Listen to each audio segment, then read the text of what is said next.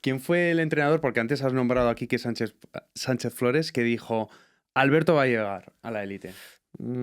A ver, quizás en la cantera los entrenadores un poquito que más me marcaron fue Quique por la decisión que tuvo, la valentía de quemar etapas, y luego Michel porque lo tuve en la parte del Castilla. Quizás no tuve mucho protagonismo, que sí fue importante, pero quizás convivíamos en un entorno y en un equipo con muchos nombres. Al final, tanto Michel como Lopetegui en la etapa del Castilla fueron dos entrenadores. Quizá con Lopetegui fue todo mucho más visual porque a nivel de números y rendimiento iban de la mano, y fue justo el año que ya empecé a promocionar con primer equipo y todo pues empezó a explotar por ahí. Entonces yo creo que fueron los entrenadores que luego también los ves en la élite y ves también un poco los porqués también de que esos entrenadores también estarían hechos de otra pasta y que sabían un poco gestionar a la vez de lidiar con jóvenes, porque yo creo que es una etapa, esa la formativa, ese último paso, ese último escalón, el también saber un poco cómo pueden llegar a promocionar a algunos jugadores en una cantera como es el Madrid, que al final pues todo se presupone que son muy buenos, pero que al final el último paso siempre cuesta darlo, porque al final ahí hay un entrenador en el primer equipo donde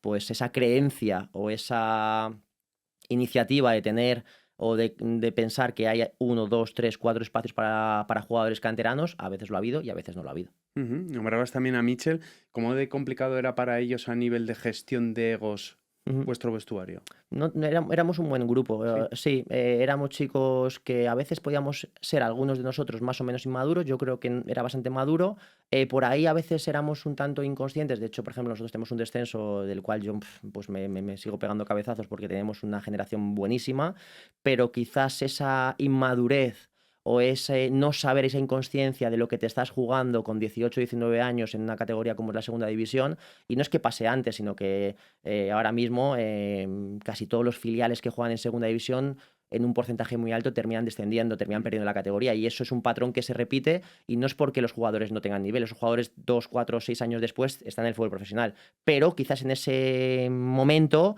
no llegan a ser no sé, no tienen esa creencia de que ese paso o te lo asumes con todas las de la ley, o no te va a facilitar nada el jugar contra equipos o contra rivales o en estadios donde se hace todo muy difícil. Entonces, bueno, no, la gestión no era muy compleja, pero entiendo que, bueno, que iba más un poco en que un poco los egos de querer jugar y querer participar, pero siempre más o menos bien medidos. O sea, tenía que ver más con la madurez que Eso no es, teníais. sí. Y el afrontar partidos donde pues un equipo de una media edad de 28 años sabía esas carencias que tenías, que en balón para a lo mejor tenías desconexiones, que a lo mejor tenías ciertos excesos en el momento con balón, y en transiciones te podían encontrar dos, tres, cuatro momentos, y que tú a lo mejor por ahí no lo valorabas como acciones finales y que te terminas perdiendo partidos por ahí. No era dudable, no era dudoso, perdón, la calidad, el talento, la proyección, el recorrido que íbamos a tener algunos de los jugadores o muchos de los jugadores que estaban ya en ese un preámbulo, digamos, última etapa,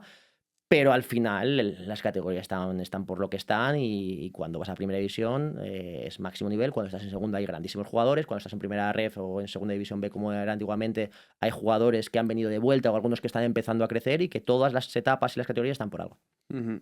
Alberto, de esa generación que hablabas del Castilla, te voy a hablar algún nombre y si no tú corrígeme. Valero, has hablado antes, Sí. creo que estaba, no sé si estaba Parejo, Kiko Casillas, Callejón, De la Red. ¿Cuál era en esos momentos el que más proyectaba? El que decía, este sí o sí la va a petar.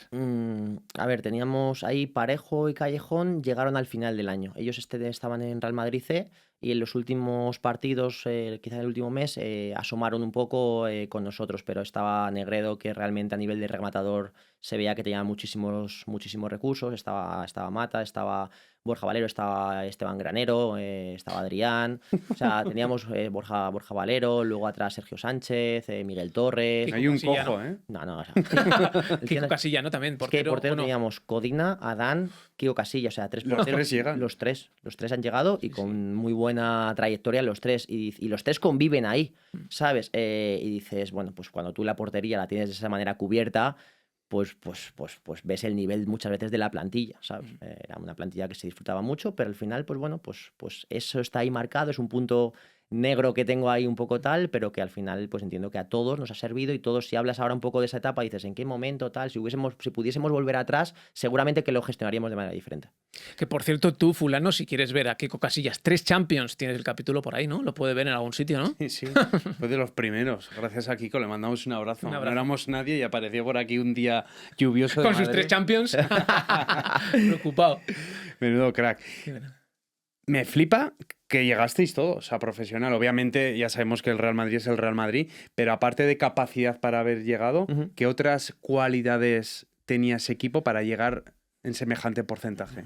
Aparte de las cualidades técnicas, que las sabía y que te dabas cuenta rápido, entiendo que todos teníamos una ambición y una capacidad de, sobre todo ese sueño de intentar medirte en los mejores escenarios. Es decir, yo siempre, y cuando he sido profesional, uno de mis metas y de mis cosas en la cabeza era intentar saber dónde estaba mi nivel en comparación a los mejores que me enfrentaba. Es decir, pues yo tenía la capacidad de enfrentarme a Puyol, a Sergio Ramos y a Godín, pues oye, pues a ver dónde estaba yo, en qué lugar me encontraba, ¿sabes? Y luego, sobre todo, creo que éramos una generación, no voy a meter a todos en el saco, pero era una generación muy futbolera.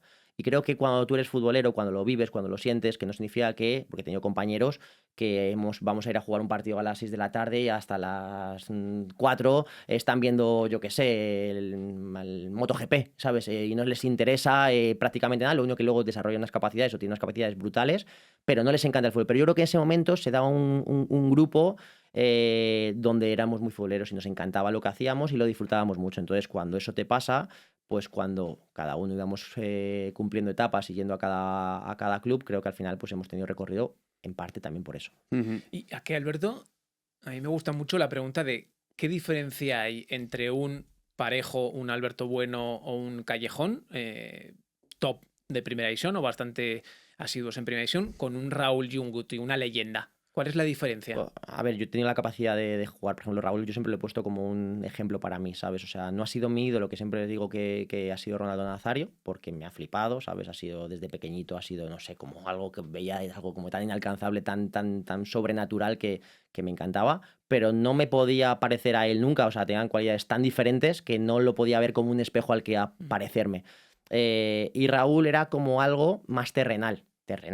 Y luego tuve la capacidad de verle en el día a día y era un competidor, era algo sobrenatural, ¿sabes? Pero no era un competidor en un partido contra la Roma en cuartos de final de Champions, no, era un competidor en un martes lluvioso, donde había la mitad que a lo mejor no les apetecía entrar, él quería ganar, él quería siempre mejorar, y ahí es donde se forjan campeones y guerreros y al fin y al cabo ejemplos para el madridismo, porque casi toda su carrera lo ha hecho ahí, pero también para los que estábamos por debajo, ¿sabes? De hecho, pues cuando estás en el infantil A empiezas a ver jugadores y cuando lo ves más cerca sigues teniendo esos ejemplos, pero cada vez más cercanos. Y yo el poder convivir, el estar en un vestuario, cambiarme y fijarme y observar un poco cómo se desenvolvía un jugador como Raúl, para mí fue un aprendizaje gigante. Y Y llega la teniendo- fotito, toma, eso va, acércasela. Hostia, Buenísimo, sí. qué buena. Jovenzuelo suena, eras ¿eh? ahí.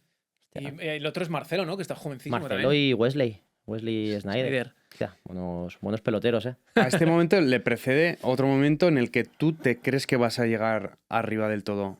Vamos a ese momento. ¿Cuándo tú te das cuenta que vas a llegar a la élite? A ver, yo cuando estoy ya en el Castilla, sí es y haciendo muy buen papel a nivel de números, a nivel de ya empezar a entrenar de manera asidua y recurrente con primer equipo, yo sí veía que esa posibilidad de debutar estaba presente. Obviamente hasta que no recibes la llamada, hasta que no te dicen, oye, va a ser convocado a un partido de Copa del Rey, Real Unión de Irún, fuera, no lo ves nunca como algo que vaya a pasar. Pero yo sí siempre confiaba en que estaba en el momento y en el lugar donde se podía dar. Al final, esta foto es un poco el poner el broche final y en una noche como en el Bernabéu, que no fue buena en el resultado, porque siempre digo que quizás ese resultado, si hubiese sido positivo, me hubiese facilitado tener un poquito más de oportunidades, porque este gol también en tu primer partido en el Bernabéu, que fue un golazo, y imagínate que hubiésemos remontado, quizás genera una inercia positiva para más oportunidades, o no, pero yo creo que sí me hubiesen dado 20 minutitos la siguiente ronda o 10 minutos y por ahí nunca sabemos dónde hubiese o por dónde hubiésemos ido, pero esto es, pues, es uno de los muchos recuerdos que tengo cuando me hablas de mi trayectoria y de mi carrera, pues sí estoy orgulloso, pues uno de ellos es pues por postales como esta. Este partido es contra el Real Unión, ¿no? En la vuelta, que intentamos remontar, pero al final pues el Real Unión de Irún hace un partidazo y consigue clasificar. De esto es un poco pues como el Alcorconazo que se da, fechas muy marcadas, al final no conseguimos pasar. ¿Qué os decís en el vestuario cuando os gana un segunda B? A ver, yo ahí soy muy joven. Ahí igual que te digo cuando me hablabas de qué pesos pesados o qué líderes había en ese juvenil cuando yo era cadete, yo aquí pues, simplemente observaba, aprendía, miraba, pero realmente... ¿Y quién era el que llevaba? Bueno, Raúl, Michel Raúl. Salgado, Gaby Heinze son jugadores que realmente, obviamente, después de una desilusión como esta, muy marcada en el Bernabéu, que obviamente mérito gigante al Irún, pero realmente para nosotros teníamos la obligación de que esto no pasase, no hubiese pasado. Sí. Entonces, bueno, pues al final pues es una decepción gigante. Entiendo que ellos tienen la capacidad, porque el fútbol profesional te obliga a ello, de hacer reset rápidamente. De ellos, de hecho, cuando juegas en el Madrid, miércoles, domingo, por más que te lleves una desilusión, tienes una oportunidad muy cercana y tienes que otra vez reivindicarte. Y ellos entiendo que en su cabeza está eso, ¿sabes? Esto pasó, a por lo siguiente, y pues han conseguido muchos títulos por ello. ¿Crees que si hubierais dado la vuelta a ese resultado, Alberto Bueno No lo hubiera cambiado? No lo sé, pero sí creo que se hubiese dado alguna oportunidad más. Es decir, que la siguiente ronda, si juegas contra el, no sé, el Sporting, pues igual hubiese tenido 5 minutos, o 3 minutos, o 10 minutos. Que eso me hubiese ayudado a tener más presencia en el primer equipo y que mi carrera hubiese sido diferente. Pues igual hubiese sido mejor o peor, no lo sé. Pero es verdad que ese gol en ese momento tan marcado cuando un canterano, y ahora mismo están llegando canteranos, que si Palacios, que si Thiago Pitars, que son jugadores, pues que ese sueño que yo tenía aquí, ellos lo tienen ahora mismo. Y que pues un gol en un momento marcado, en una posible remontada, pues igual te marca que a ojos de la estructura, de la dirección, del entrenador, de los jugadores, pues que seas más aceptado. Yo siempre me sentí aceptado porque yo creo que cuando en el primer equipo llega gente con hambre, con ganas y observadora, es decir, que quiere aprender y que se sienta agradecido de estar ahí, y yo lo era, te abrazan, ¿sabes? Es decir, te tienen como una persona que merece la pena. Cuando llegas con unos aires o siendo altivo, o siendo un punto más chulesco, por más que seas bueno o malo, me da igual, creo que por los diferentes vestuarios, y cuando aquí yo no era un peso pesado, pero lo he sido en otros vestuarios, cuando ya tenía 24, 26, 30 años, y cuando llega el típico joven, por mucho que sea muy bueno, pero que lleva una predisposición cruzada, siempre es un poco más reacio a ayudarle, ¿sabes? En cambio, con lo otro, te abres para ayudar. A ese se le deja sin agua, ¿no? También. No tanto, pero es verdad que digo, jo, este se lo va a currar un poco más. A mí, aquí me gusta hablar de inercia. O sea, a ti lo que te pasó en ese momento, que nunca sabes lo que ocurre después, es que se te corta la inercia, ¿sabes? Al final, un chico que debuta y que mete un gol no es lo mismo si se pierde el partido o se elimina encima gravemente, Total. como si fuese un alcorconazo, que si pasas. Es como ya planteas la semillita de obligarle al entrenador a más oportunidades. Entonces, Sí. yo creo que lo que te pasó claramente es eso, que eso se te frenó y ya te costó más, ¿sabes? En el Sí. Madrid, porque no hay más oportunidades. Sí, al final también las oportunidades son mucho más fáciles de dar cuando... Bueno, esto es un debate grande. Si las oportunidades son más fáciles de dar cuando va todo más de corrido, más rodado, o cuando vienen mal dadas y donde no tienes recursos, ya sea en forma de lesiones, en malos rendimientos, en malos resultados, miras a otro lado por decir, a ver si viene esa vía nueva que mejore lo que hay.